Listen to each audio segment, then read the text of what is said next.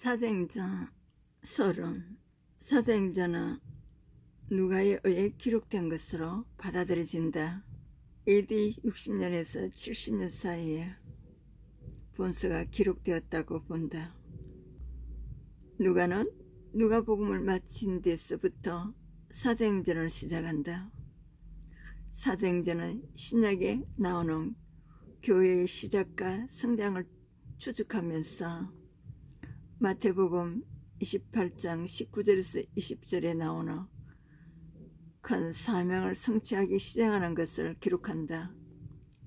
예루살렘 1장에서 7장 온 유대와 사마리아 8장에서 12장 땅끝까지 13장에서 28장 이르러 내 증인이 되리라 하시니라 1장 8절.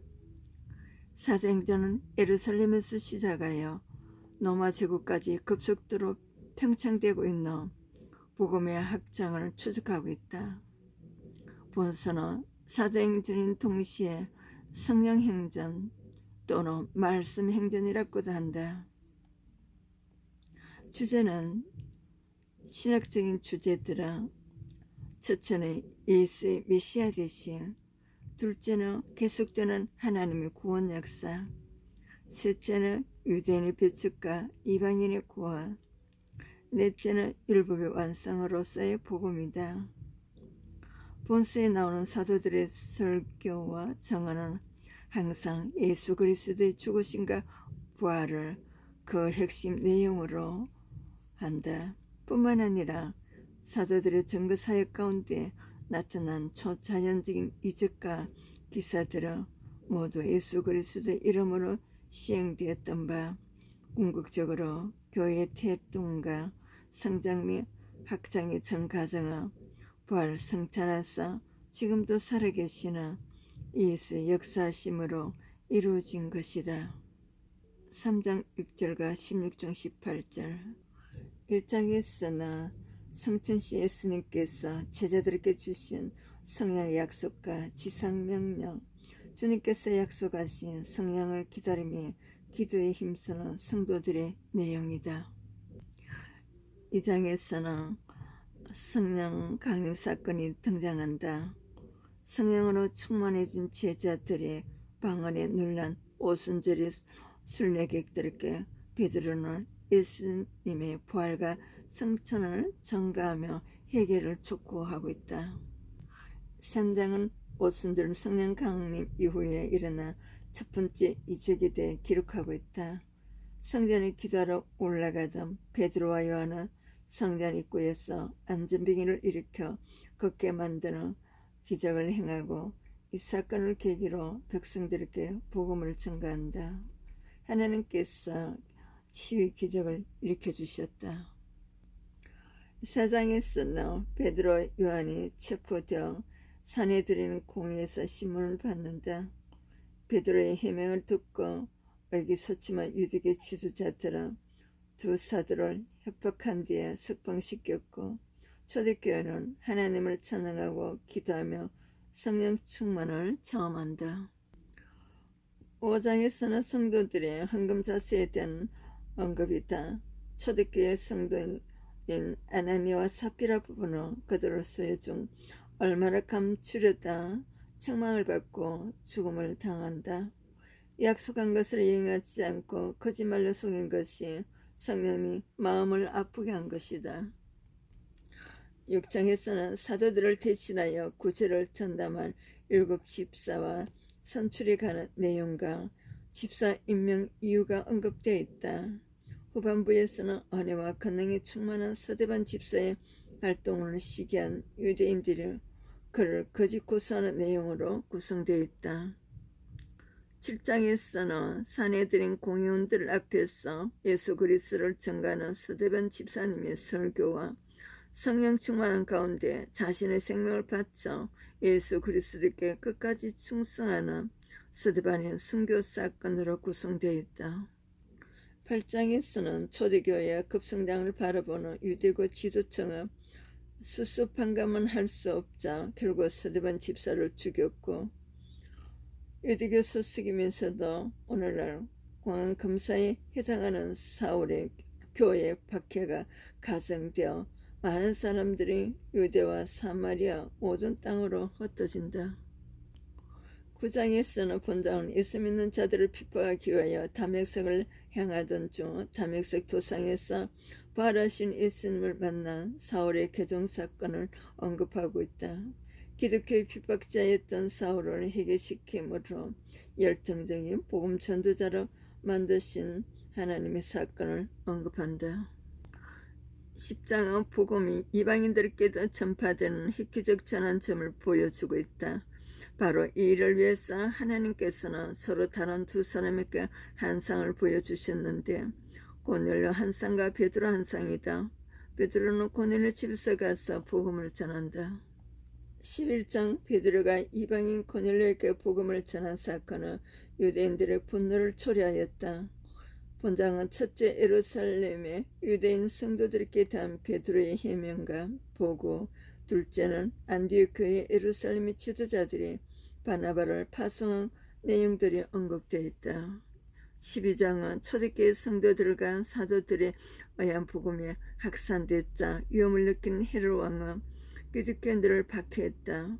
야곱으로 칼로 처형하였고 베드로를 체포하여 수감시켰다. 천사의 도움으로 베드로가 감옥에서 탈옥한 내용이 기록되었다. 13장에서는 1장에서 12장 전반부는 예루살렘에서 안디옥까지, 제13장부터는 안디옥에서 로마까지 계속 이방인을 향한 사도 바울의 전대 여행이 진행된다. 우선 제1차 선교여행을 출발한 바울 일행은 구브로스과 비시티아 안디옥에서 전도 활동을 하였다.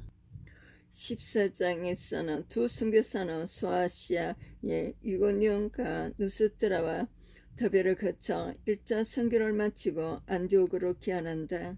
특히 누스트라에서 안전뱅이를 극해하는 초자연적인 이적을 보이자 무리들은 바울과 바나바를 신으로 섬기려 고한 사건들이 언급되었다. 15장 유대교에서 기독교를 개종한 유대인 성도들은 할례를 받아야 구원받음을 주장했다. 결국 예루살렘 사도들은 이 문제를 공의회에 상정하였고 예루살렘 회의가 열렸다. 회의 결과는 이방인도 믿음과 은혜로만 구원받는다 말씀이었다. 16장에서는 사도 바울의 제2차 전도 여행을 언급한다. 마가 요한의 동문체로 인한 제1차 전도여행의 동역자였던 바나바와 결별한 바울은 실라와 디모데를 데리고 사역을 계속한다. 본장은 특히 바울의 빌립보 사역이 중점 보도되고 있다. 17장에서는 15장 36절에서 시작한 바울의 제2차 전도여행은 진행되어 유럽의 관문인 빌립보와 암비폴리와 아볼로니아를 거쳐서 데살로니가에 이른다. 그는 데살로니가에서 핍박을 피해 베라를 거쳐 당시 철학의 도시 아덴에서 복음 사역을 감당한다. 18장에서는 약 3년 정도 소요된 제2차 전도여행의 절반 1년 6개월 헬라세계의 상업적 중심주의자 우상숭배와 물질 문명의 중심지였던 고린도에서 전도사역으로 귀중한 시간을 보낸다. 거기서 바울은 직업이 같은 사람의 아굴라 부부를 만났다. 19장에서는 18장 23절부터 바울의 제3차 전도여행은 제2차 전도여행지로 두 번째 방문하는 성격이 강하다. 본장은 에베소 사역을 중점적으로 보도한다. 그는 약 3년 동안을 에베소에 머물면서 두라노 서원에서 말씀 강론한 것은 유명하다. 20장에서는 19장이 바울의 에베소 사역이라며 제20장의 마게도냐 사역을 다루는 제3차 전도여행에 대한 언급이다. 여기서 약 3개월간 머물다가 드로아에 가서 전도사역을 하고 밀레트에 이르러 에베소 교회의 장로를 초청하여 고별 설교를 한다. 분당은 밀려들을 떠난 바울이 예루살렘에 도착하기까지 가정이 언급되고 있다. 예루살렘에 귀환한 바울이 성도들과 만나 그동안의 전도 사역을 보고한 후 결례를 행하는 모습이 언급된다. 예루살렘에 온 바울은 유대인들에 의해 체포당한다. 체포된 바울은 본당에서 구장 사건을 간증하면서 자신과 복음을 변론한다. 그의 변론 요지를 정리하면 바울의 출생과 출신 배경, 유대교에서 기독교로 개종한 경위, 이방인을 위한 사도로 소명을 받은 가정을 담대하게 언급했다. 23장 본장에 나타난 바울의 공의 변론은 선에 드린 공연을 향한 것이라는 점에서 구별된다. 바울의 변론에 대해 반박할 말을 찾지 못하게 된 유대인들은 바울을 살해하려는 업무를 꾸미지만 천부장이 알게 되어 총독 벨리스에게 호송된다. 24장 바울은 가이사라 주재의 벨리스 총독 앞에서 형사재판을 받는다. 유대인들은 가이사르까지 와서 드돌로라는 변사를 선임하여 총독에게 바울을 고소한다. 바울은 차분하게 해명을 통한 대학 논리로 자신의 무죄를 주장한다. 25장 바울은 가이사라 주재 로마 총독 벨리스의 우유부단한 조치로 가이사라 감옥에 2년간 수감되었다. 유대인들은 새로 부임한 베스도 총독에게 그를 고소한다. 이번에도 바울은 당당하게 회복한 논리로 유대인들이 거짓 고소로 물리친다.